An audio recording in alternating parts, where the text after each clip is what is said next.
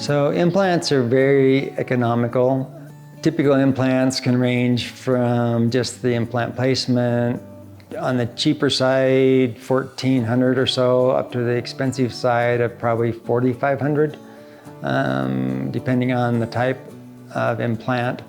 In our office, the implants are probably the funnest, most rewarding part of my job. So I try very hard to make a plan and a treatment plan that is beneficial to you as the patient. I've been known to take all kinds of crazy things in on trade.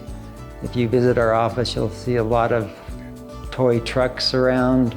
I've been known to take those in on trade, and that's how I've ended up with the number that I have, among other things. I really love restoring something to a patient that they have lost. It is very rewarding, and again, it's the funnest part of my job. So if you have a will and a desire and some financing and some insurance, we almost are always able to accommodate some kind of plan.